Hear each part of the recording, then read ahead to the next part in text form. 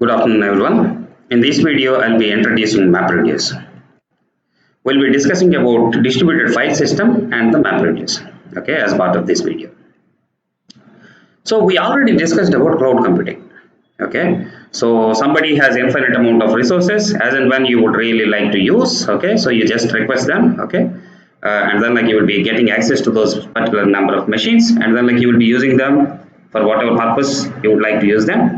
And once you are done with the task, you will actually return them back, okay. So this is the utility computing model which was actually pushed by the cloud computing model. But if you think in terms of the cloud providers is concerned, okay, cloud computing providers actually bring a shift from high reliability and availability servers to commodity servers. So in the beginning, when the clouds were actually established in the very early years around 2006 and so, how cloud providers actually started establishing this cloud computing infrastructure is, so they were actually buying these second-hand machines and then they were actually establishing the clusters with these commodity servers, okay. So when you put these sort of clusters with these sort of commodity servers, there is a high probability that some of the nodes will actually fail. You know what Google did in the earliest versions of their establishing their data centers? Instead of getting the servers and then correcting them, okay, and then seeing what was the problem, they just pulled that rack out and they actually threw it out because it has basically gone through its shelf life more or less, okay. They actually established with this sort of second-hand servers and then there is no point in basically correcting them, okay. So you just replace it with something else, okay. So that's how this cloud actually has pushed this sort of commodity servers, okay. But the catch with that commodity servers, as I already have mentioned, okay, so there is a high probability of failure for this sort of servers there. Then why you are actually having the commodity servers there? Because there is significant advantage, economic advantage, and you have huge incentive to basically use these sort of commodity servers because you will have much lower per server cost actually. Okay, so these are the things which cloud was trying in the beginning years.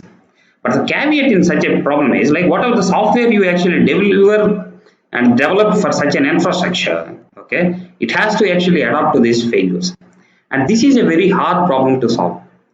The solution for this one is actually replication of data and computation. That is what is the fundamental concept behind this sort of distributed file system and MapReduce. Now, if you look at, say for example, I said from the cloud, you can actually get a lot of these sort of computational nodes and you can actually process them. Now think about here is a cluster, okay, of computational nodes on which you want to do some sort of data processing. Now say for example in traditional way you can actually get it from network storage, okay, so you basically load all the data onto the sort of computational nodes and you basically process it.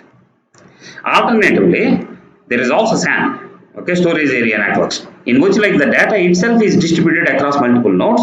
From there you would actually get the data, put it onto the computational node and you will actually process the data and results you will be storing in the SAN.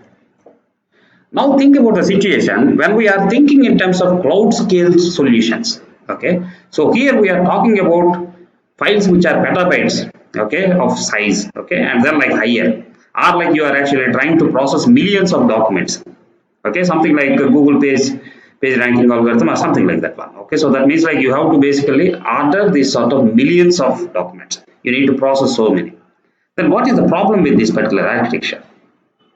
So you have to basically copy all the data to the processing nodes, process them on these sort of computational nodes, and then you have to return back the result. This is not basically efficient, okay. So the ideal solution is don't move the data to the workers, okay, and move workers to the data. This is the fundamental idea behind this sort of distributed file system, okay. So store data on the local disks of the nodes within that particular cluster, okay, and start up the workers on the node where the data exists locally. Why you will be doing that one? Because network bisection bandwidth is always limited, so you cannot transfer as much data as you want, okay. And at the same time you don't have enough RAM to hold all the data in the RAM, in the memory as well. So both are not possible actually. But if you think in terms of disk access is generally slow, but disk throughput is actually reasonable. So what this distributed file system is actually pushing is, okay, store the data on these sort of nodes and then do the processing than at there itself. Okay, so Google started its file system, Google file system. Okay, so and then like it actually popularized this Google MapReduce. Okay, then these open source solutions also have popped up. Okay, so this HDFS, Hadoop distributed file system, which is for Hadoop, which was actually originally developed by Yahoo. So here are some of the Google's file systems assumptions actually. So as I already explained, okay, choose commodity hardware over exotic hardware. Say for example, whenever you are establishing a cloud data center, you will not be buying these latest servers and then like you will be putting. Okay, so that's what I already talked about with in terms of this sort of commodity hardware. So scale out, not scale up. Okay, so there is no advantage in putting like high-end servers, etc. It is better to use this sort of horizontal scaling where like you will add more machines to this data center. And as I already mentioned, like there is high component failure rate. Inexpensive, these commodity components fail all the time. Okay, and then like you have modest number of use files. Multi-gigabyte files are common. Okay, so within this particular Google file system. And one more interesting thing is files are written once, and then like you will not be changing them regularly. Okay, so even if you would really like to write okay anything to it, you will actually append it to the end actually. And most often like you will be these files are actually written probably concurrently. Okay, so then like you are actually dealing with large stream reads. Okay, and then like you are never worried about random access in these sort of huge files actually.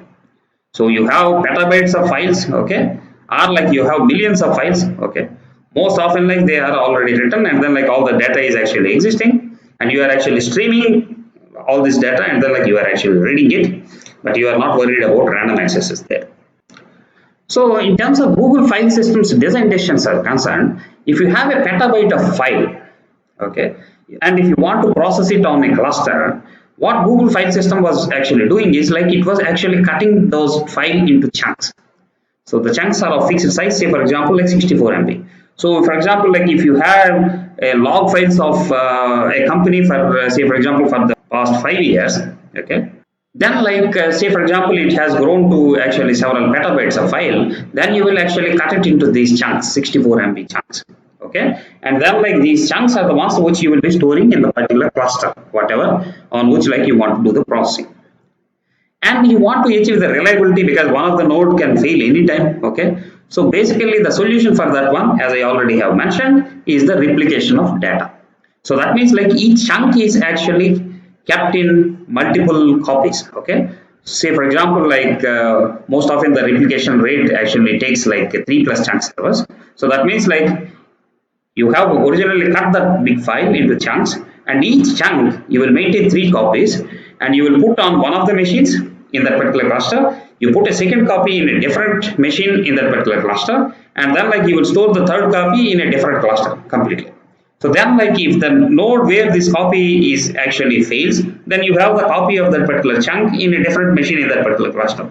Even if that node also fails, okay, so you still have the copy in another cluster. So then you can basically take a copy from that whatever the chunk like which is still surviving, okay, and then like you can copy it into a different machine.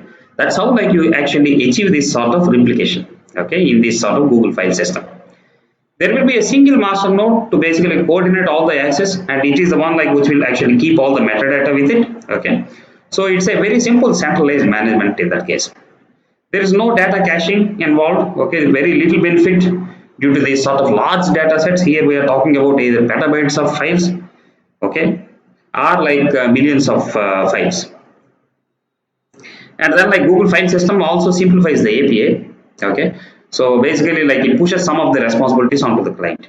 Okay, something like data layout, how you actually store and everything. Okay, so those things the Google file system will not consider. So mainly it is worried about the replication. So how you will actually maintain multiple copies in the cluster by basically first cutting this file into chunks and then like replicating it across the cluster. HDFS, Hadoop distributed file system, is exactly a Google file system clone. Okay, and Google file system is actually implemented in C++. Okay, so HDFS is actually implemented in Java. That's the major difference between them.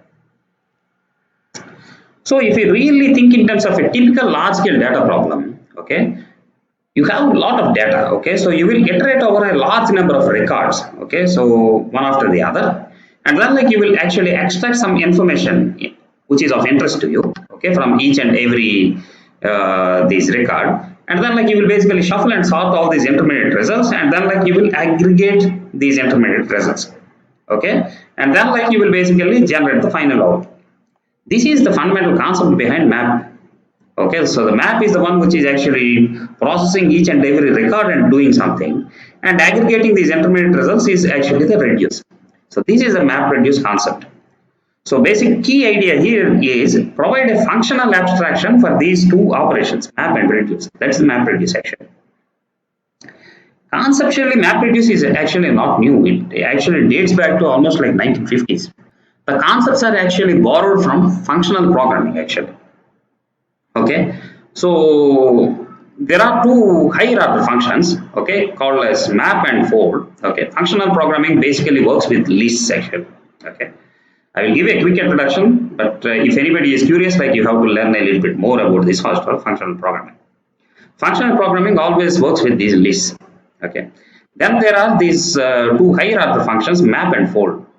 Map will do something to a list, okay, and then like fold will do this sort of combine results of the list in some way. So how actually map works, let me try to give you an example. Okay, so for example, like if here is a list of elements, okay, and say for example you want to double all the elements, what you will be doing, you will take each and every element of the list and you will be applying that particular function, okay, on that list. Say for example, if you double each and every element, the list is automatically doubled for you. So say for example here, the first element multiplied by 2, the function you apply. So that is the result for that one. Okay, so this is how like basically map function is actually applied.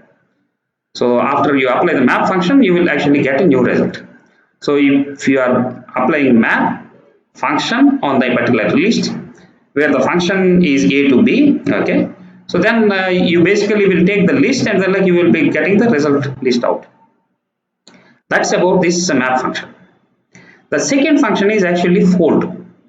The fold idea is, say for example, if you want to sum all the elements in this particular list, okay, so then what it does is like it will basically take an accumulator, it will basically set its initial value here. So since you want to do the sum of all the elements in the list, this will be 0. Then the function is actually applied between the accumulator and each and every element there. Okay, and the results are actually stored in the accumulator.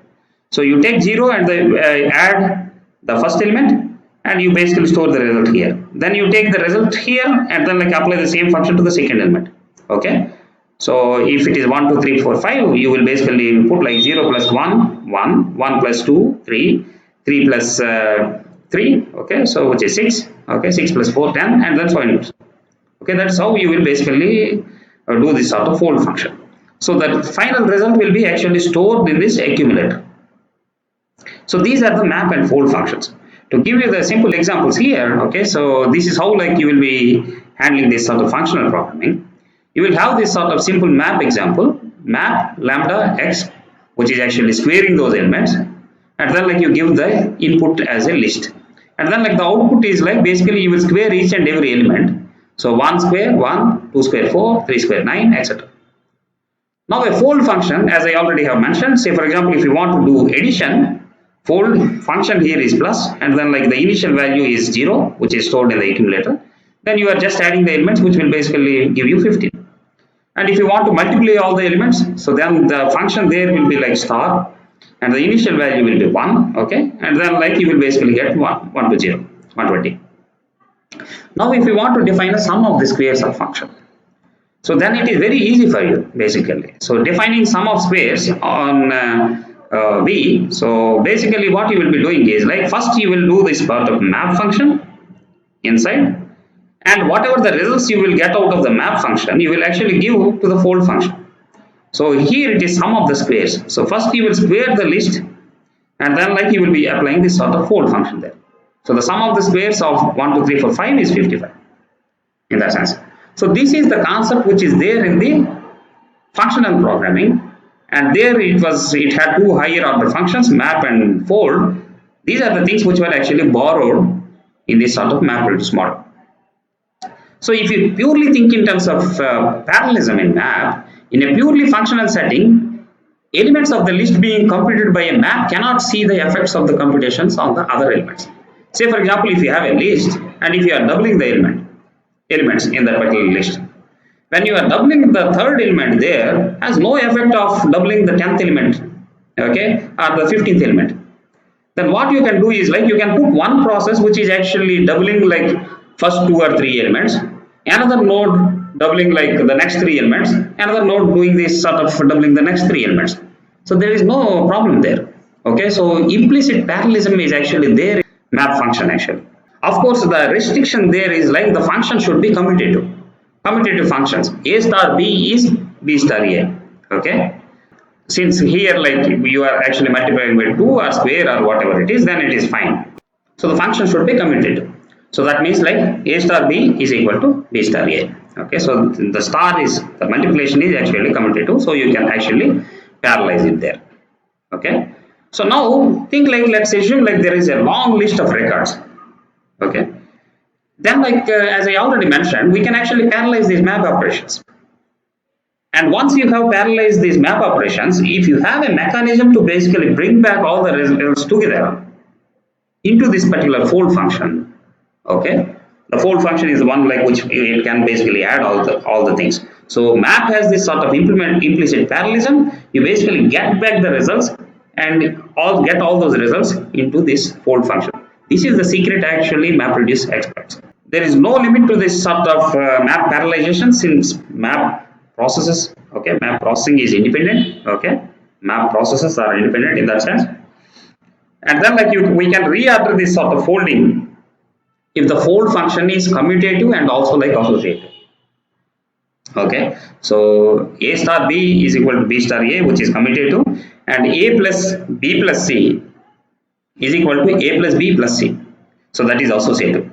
So whatever function which is commutative and associative, you can actually use in map and then like fold functions. Okay, so in this case like division can't be, okay, division is not associative, and also like it is not commutative either. Okay, so and also like subtraction, you cannot put it like that.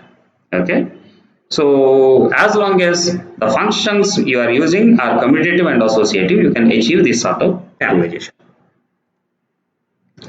So as I said, like this is what like MapReduce will actually exploit. So in terms of the MapReduce programming is concerned, programmers actually specify two functions.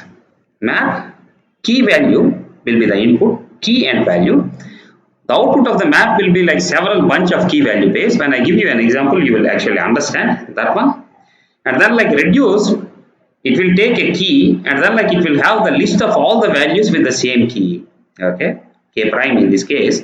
Okay, and it will return the results in terms of like again key value pairs. So map and reduce always will work with key value pairs. Okay, so map will take a key and a value pair. Okay, so and then like it will generate multiple key value pairs. Okay, and then like reduce all this key value pairs with the same key will come to the same reducer. So it will do this sort of fold function on it. Okay, and then like it will basically result this new bunch of key value pairs, and the execution framework will handle everything else for you. What are these things? We will see in the coming slides. So basically what I am trying to say is like input will be, there will be several key value pairs, and each map process will take a bunch of key value pairs, okay, and then like it will do some sort of processing on these key value pairs, and it will generate new key value pairs. So for example, like in this, it is taking certain bunch of key value pairs, okay, so the map, and it is generating like with A being the key and the value being 1, okay, B being the key and then like value being 2. And similarly, like the other ones are producing C3 and C6, okay, the keys and values there. Okay, this is what the map is actually doing.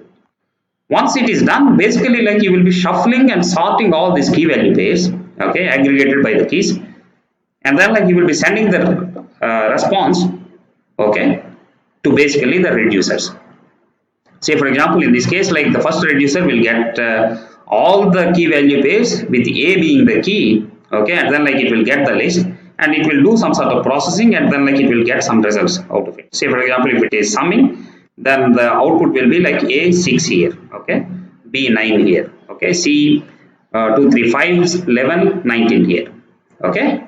So that's how like basically the MapReduce basically works. So it will take key value pairs, it will do some sort of map function, and then like it will generate several other key value pairs, and then like there is an intermediate step of shuffling and sorting, which actually aggregates values by these keys, okay, and then like it will basically divide this key value space into, and then like it will send to several reduce functions. So basically like these map are the processes which are executing different machines, okay, and the reduces processes are also executing on different machines within that particular cluster. How you will actually divide all the things in the cluster, you will understand by the time like we actually finish this video. So now let me try to give you an example. Say for example, you have a huge file, petabytes of file. So the basic idea what I have given is like in terms of the Google file system, okay, or how to distributed file system. So distributed file system basically, okay. So what you will do is like you will basically try to cut it into chunks. Say for example, you cut it into this part of small chunk actually, okay, which should be 64 MB. In this case, like it is something small. What the map function does is like it is actually taking like each and every line in this file, okay. The key here is the line number, and the value is actually the text in that particular line. Say for example, it is taking the first line and it is basically taking all the values, okay. So the value there. So the key is that line number and the value are all the words. Now what it does is like in the map process, okay, when it is actually processing it, it is actually doing like for each word W in the text, we are actually returning W as the key and 1 as the value. So basically like it is actually cutting this string, okay, the complete string, and it is basically getting each and every word, and then like it is actually returning like, so deer comma 1, bear comma 1, river comma 1, okay. So this is what you are actually doing in the map processing. So basically you are taking the file, you are actually splitting it, each line like the map basically gets, and map is the one line which is actually returning this word comma 1. So then you will actually do this sort of shuffle. So you have basically done the same map processing, okay, on different sets of data, okay, because like you have actually split it, okay, and then like you are actually processing each and every part of it. Say for example, in this case like each line is a chunk, okay. So the from the second one, car 1 and car 1 you are actually producing, it is not car 2 you are producing in the map. So you are getting each and every word, and then like you are producing car comma 1, car comma 1, even though it has come twice. So the same way like you are actually producing everything else, and then like you will actually shuffle it, and then like you will basically order these sort of keys, okay, in terms of the key ordering, okay. So all the bears are coming at one place, then the cars, deers, rivets, okay, and then like you will basically give to a reduce processes. What the reduce is actually doing is it will basically take the string which is term, okay, so that is like the key there, say for example bear here, and it will basically get the iterator of all the values. So bear will basically get an iterator with 1 comma 1, whereas like car will, it will get like 1 comma 1 comma 1 as the list, and then like all it is doing is like number of times like it has actually come, it is just summing. So basically like bear has come twice, car has come 3 times. So this is basically done by the processing at the reducer, okay, and then like the final output will be like bear 2, car 3, etc. Here I have given you a small example with a small file, and then like I basically made 3 chunks of out of it, split, and then like we did the map reduce on that particular processing. Think like however big this file can be. This file can be like petabytes of files.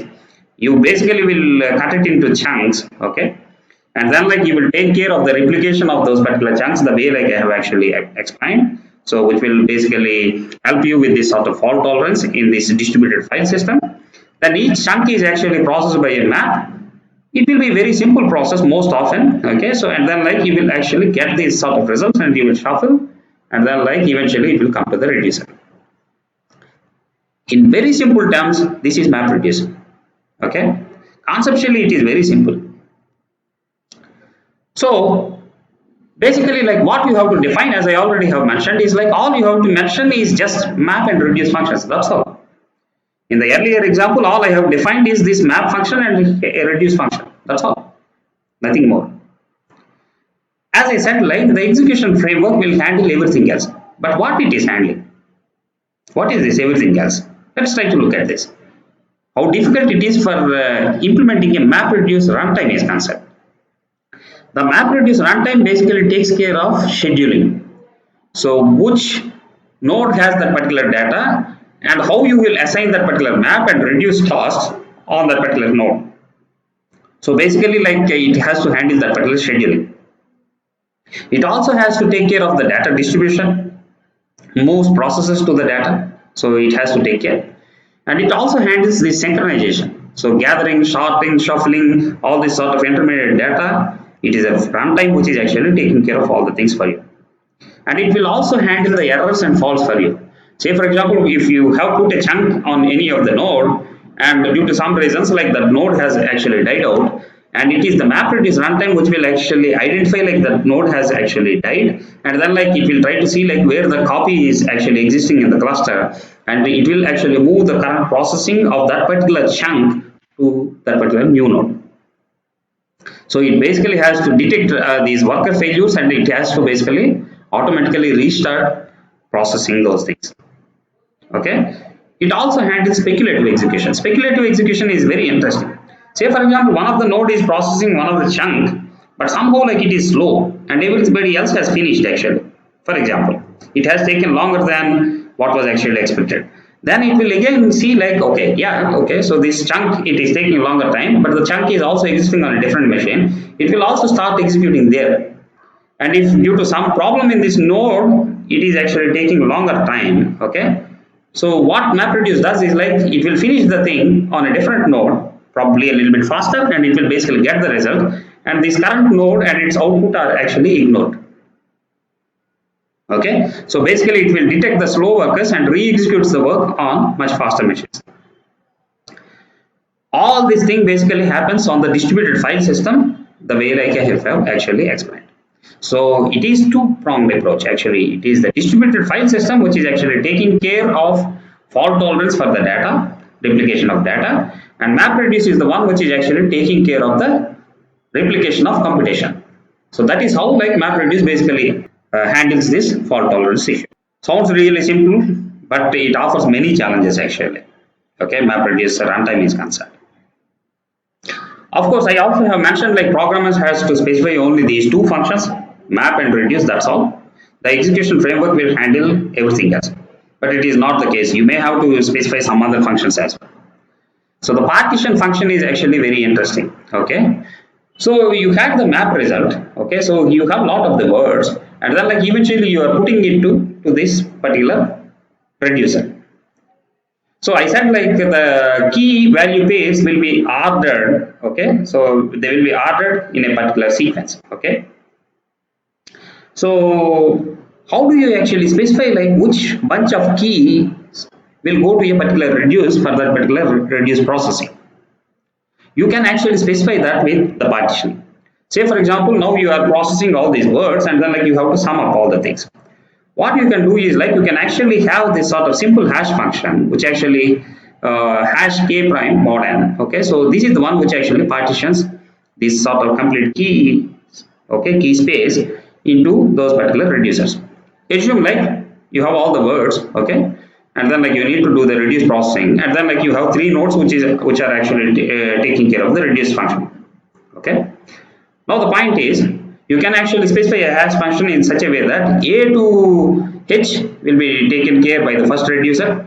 I to say for example something like S will be taken care on the second node. And then like T to Z are the words which are handled by the third node. You can actually specify a partition function like that. So that's how like you will actually divide the key space for parallel reduce operations. So you also have to specify this partition function there. You also will be specifying the combine function. Combine function is actually good if you would like to reduce lot of key value pair exchange. So these are actually mini reducers that actually run in memory after the map phase. They are actually used for optimization. So I will give you the example, then you will actually understand. So we have already seen this mapper function, okay, which is actually generating this sort of key value pairs, and then like you have the shuffle.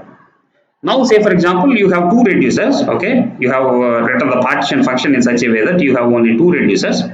So the reducer 1 will handle key space A and B, and the C is the one like handled by the second reducer. Now the point is, if you are taking these values directly and then like if you shuffle them, so for the example this second node actually has to exchange a lot of keys. It has to exchange C3, C6, okay, and the C will be coming from here and also from here. So by the time like you actually get the C's, so the key with this sort of list 2, 3, 6, 8 will be coming here, which you will do some sort of reduce processing here. Now using this sort of course, partition function you use to reduce, okay, put them to different reducers, key value space. And then like the combine function, what it does is like it does that reduce function itself, but locally on the same machine on the map result. So now C3, assume like you are basically trying to sum up, okay, say for example at the end like the reduce function is to sum all the things, 2 plus 3 5 plus 6 11, 11 plus 8 19, C19 it has to produce. Now the reduce function you can actually put it locally and then like run on the same machine. See this one, this map function is running on one node, this is running on one node, this is running on one node, this is on one node in that particular cluster. Later like you have to exchange all the results, shuffle them, sort them and put them and run them on two reduce nodes.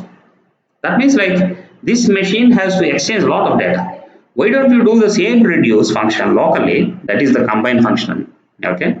So C3 and C6 will basically result in C9, and instead of exchanging C3 and C6 and then like shuffling all the things, now what you will do is like you will exchange 2 9 8. 9 is the one which is actually exchanged here for you. So the combine function is like the local reducer, mini reducer, and the partition is the one like which is actually dividing this sort of key value space at the reducer, okay, which keys will be handled by which of the reducers. So as I have mentioned, like there is a barrier between this sort of map and reduce phases, okay, but of course like we can begin copying this sort of intermediate data earlier already, okay. At the same time like keys arrive at each reducer in the sorted order. So for example like if one of the reducer is actually handling key starting with A, B and C, it will first handle so A's and then like B's and then like C's. So keys actually arrive at the reducer in the sorted order. But across the reducers there is no enforced order. Say for example which ones are handled by reducer 1 and which ones are handled by reducer 2, you cannot actually handle that particular, maintain that particular order actually. Because say for example if the first reducer is handling A, B, C and the second is the one which is handling D, E, F, you cannot wait at the second reducer until like you finish A, B, C, okay, in the first reducer. Then you are not exchanging any parallelism at all. Okay, so that's how like you will actually maintain this sort of sorted order within a particular reducer. So if you really look in terms of the overall architecture, as I already have mentioned, so basically you will take a file, you will basically split it, okay. So you will basically start these sort of worker functions on that particular split set. So basically all you will be doing is like you will basically send a user program and there will be a master which will actually schedule the maps and it will be putting them on the workers on those particular chunks, whatever is existing. You will basically get these sort of intermediate results which will be shuffled, okay, and then like you will be putting on the workers where you will have this sort of reduce processing happening and the output will be basically given to you. Think here it is petabytes of data, so that means like huge files. The results will also be huge files or like several smaller chunk files, okay. The same way like you had the actually input is basically divided into several chunks, the output is also divided into several chunks and then like stored in the distributed file system. MapReduce as a terminology, it's a little bit confusing. It means the programming model, it also means the execution framework, that is a runtime, and it is also sometimes means like the specific implementation as well. So you basically have to understand it from the context. Okay, usage is usually clear only from the context. So as I already mentioned, there are several MapReduce implementations. Google has a proprietary implementation in C++. Okay, so it also has bindings for Java and Python. Okay, but it is not open source. But Hadoop is an open source implementation in Java. Developmentation was originally led by Yahoo. Okay, so later like it became an Apache project. Okay, and then like there are a lot of developments to it, and then like a lot of people are actually contributing to it. Okay, there are also a lot of custom research implementations for GPUs, okay, cell process, etc. MapReduce implementations exist for all these things. So in terms of the summary is concerned, okay, for this sort of Hadoop data processing, first you will establish a cluster. So create or allocate a cluster. Then whatever there's huge files like you need to process, okay, you will basically first establish the cluster, okay, and then like you will actually put this sort of data onto this sort of distributed file system. The data is actually split into these blocks, and then like these blocks are actually replicated and they stored in this particular cluster. Okay, and then like you will be running your job. So you will basically copy the map code to these sort of allocated nodes where this sort of replicated data is actually stored. Then you will actually move this sort of computation to the data, not data to the computation. And once the map processing is basically done, you will basically gather the output of the map and you will basically sort it, okay, and partition it based on the key, and then like you will basically run the reduce tasks. Again, the results are actually stored in the HDFS. Okay, this is how like Hadoop processing basically works. Let me try to give you a simple demo. So of course regarding the configuration and everything, like I am not telling. So basically like you can check it online and then like you have to do all the configuration. Okay, I will keep the references. So here is an example. So here is like which is actually doing this sort of word code. All I will be doing is like I will be specifying a map function. Very few lines of code actually. Okay, so what I will be doing is like I will take this sort of object which is like string here, okay, a line, okay, in that particular file, and then like I will be cutting it into this sort of string tokanages. As long as I have each and every word, like I will be returning word comma 1. That's all. And then the reduce function, as I already have defined, it is again the same. So you basically get this sort of key, and then like values will be coming as a list for you, and all you will be doing is like adding the results, and then like you will return like key and result. That's all. So what you will be doing is like in the main function you will define a job, okay, and you will basically specify its mapper function, mapper class, okay, combiner class. So these are the two things like which I have here, map class and reduce class. Okay, so I basically specify them to the job, and all I will be giving is like where is my input and where I would like to put my output. As a simple example here, I kept as input folder. In the input folder, like I added several files, okay, which has huge amount of text. Okay, now I can do the same processing for the complete corpus in English. So for example, I will take all these books and then like I can do the processing. Still there will be, in terms of the programming is concerned, it will be as simple as just these 10-15 lines of code. That's all. And I can give multiple files as well, which are really huge. Okay, and then like I am putting all of them in the input folders. Okay, so that's what like my path. Okay, add input path. So I have this sort of input I will be setting. Okay, and output path is output actually. So I have set these parameters as args. Okay, so basically like then I will try to execute. Let me try to execute this, and then you will actually understand. So I have taken these files and I have actually put them in this sort of MapReduce cluster in this case, okay, distributed file system. So they are small, so basically like they are put in single files, but then like if they were really big, like it would have actually put them into several chunks, and we are basically doing this sort of map function. Okay, so the map input records are like so many, okay, output records are so many, okay, so you have all the statistics as well from this sort of MapReduce output. Let me try to refresh the project. Okay, so then I have my output here. Okay, it is success, and I have the frequency of all the words in these files. How many times like each word has actually come. So state has come 14 times. Just with simple 15 lines of code, okay, and the execution framework is the one which is actually handling everything else for me. So that's the big idea of MapReduce. So regarding the reference are concerned, okay, Hadoop Wiki will give you a lot of information, okay. Hadoop MapReduce tutorial also, like, you can get for latest versions. One of the very good book for this sort of data intensive text processing with MapReduce by Jimmy Lin and then like Chris Dale. Okay, so the book is also available online. Okay, if you want to do some sort of Hadoop programming, then Hadoop the Definitive Guide by White Tom is actually a good book. Okay, and all this popularity about this MapReduce actually started with one paper which is published by Dean and Gamawat, okay, in 2004 actually. MapReduce simplified data processing on large clusters. This paper is very interesting actually. Of course, there are several developments with this MapReduce, and recently, like Hadoop Yarn is the latest version. Okay, so I'm not introducing all the concepts here in one lecture. Okay, next semester I will be teaching a complete course based on distributed data processing on the cloud. Half of the course is actually based on this MapReduce.